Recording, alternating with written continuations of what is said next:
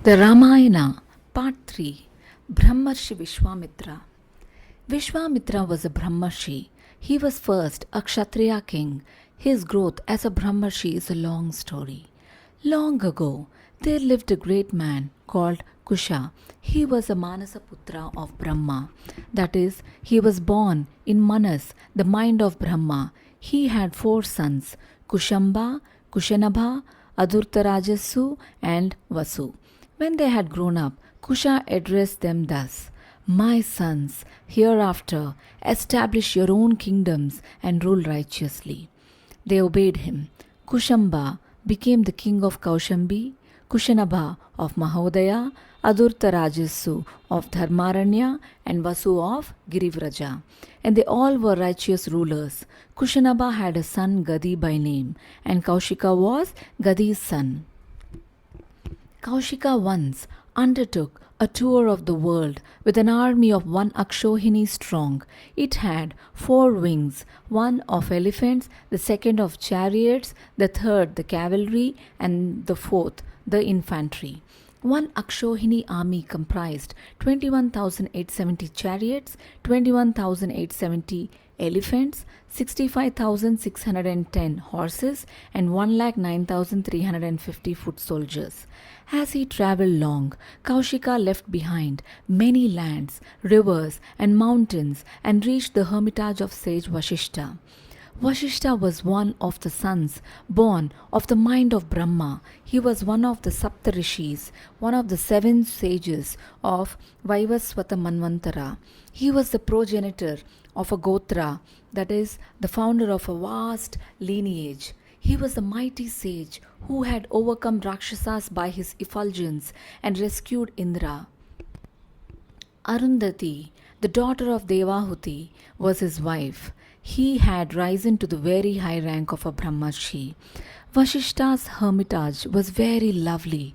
Flowers of many colors blossomed on the plants and creepers there and filled the air with sweet scent. Birds of many species chirped and welcomed the visitor.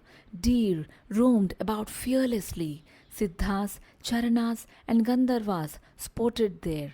A number of sages were immersed in tapas, oblivious of the surroundings.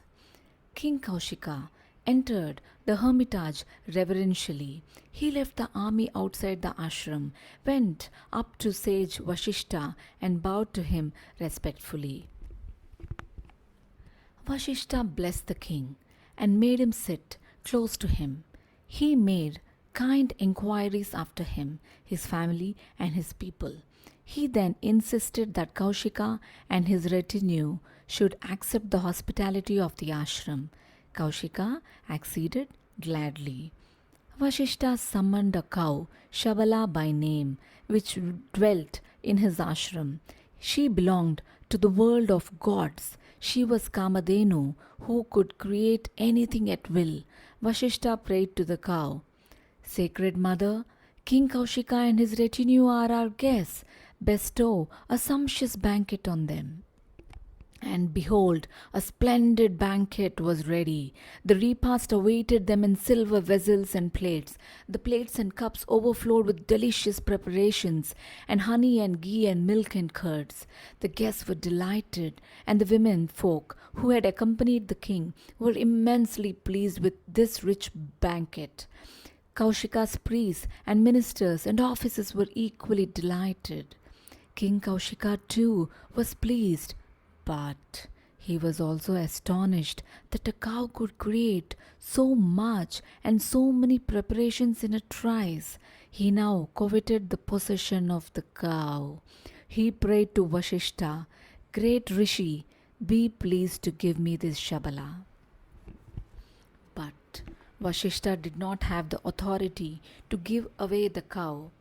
The cow was a celestial gift to assist the sage in his rituals and in extending hospitality. He therefore explained the position to the king, but Kaushika was not satisfied. On the other hand, his yearning for the cow grew stronger. He said, Great sage, in return for Shabala, I shall give you thousands of cows.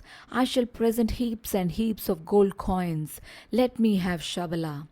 Vashishta replied, King, do not measure Shabala's worth by earthly standards. She belongs to heaven. I have no authority to bestow her on anyone, and she will not leave me.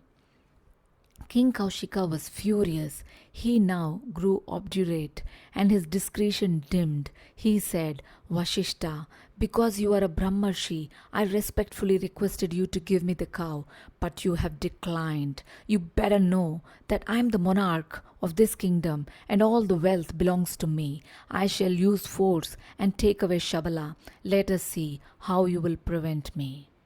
He then commanded his soldiers to take possession of the cow. They tried to obey him. Shabala shook her body once. The soldiers ran helter-skelter and were felled. They came back in larger numbers and tried to put a rope around her neck. The cow cried aloud, and at once innumerable warriors sprang from her body wielding powerful weapons and put Kaushika's soldiers to flight in no time. With his soldiers worsted, Kaushika stood abashed. He was anguished because a mighty king like him had been humiliated by a mere cow in a sage's ashram. Be it so, I shall have my revenge, he said to himself. He returned to his palace. He divided his kingdom among his sons and went to the foot of the Himalayas. He undertook witheringly rigorous tapas to please Lord Shiva. The Lord was pleased with his devotion and appeared before him. He said to Kaushika, Seek what boon you wish. Kaushika asked for formidable weapons, and Lord Shiva granted the boon. Now, confident and domineering, Kaushika returned to Sage Vashishta's hermitage. He shot a devastating arrow and set the ashram on fire. As the fires leapt towards the sky and reduced everything around them to ashes, the residents of the ashram were aghast and stunned. But Sage Vashishta remained unperturbed and soothed their fears. He sat at the center of the ashram with his Brahmadanda before him. The flames drew back and were extinguished. Kaushika was astounded. He shot another formidable arrow at the ashram. But wonder of wonders, it did not even touch the ashram. The Brahmadanda swallowed it. Kaushika sent forth another weapon, but it met with the same fate, one after the other. The king sent forth weapons more powerful than its predecessor, but the Brahmadanda swallowed all of them. Not the slightest harm befell Sage Vashishta or his hermitage. Kaushika's store of weapons grew steadily thinner, and finally only the irresistible Brahmastra remained. It was the mightiest of the mighty weapons and could reduce the entire creation to ashes. As Kaushika took up the Brahmastra, the three worlds shivered in alarm. He shot the arrow, but the Brahmadanda swallowed up even the Brahmastra. Kaushika was now in utter despair.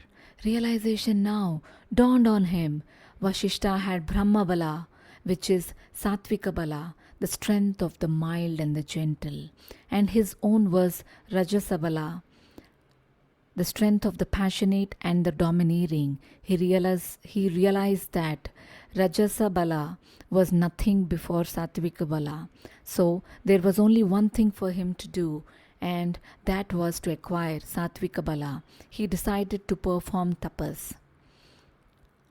King Kaushika travelled towards south and performed austere tapas. He had been engaged in his austerities for years when Lord Brahma appeared before him and said, King Kaushika, I am pleased with your devotion. From now on, you will be a Rajarshi.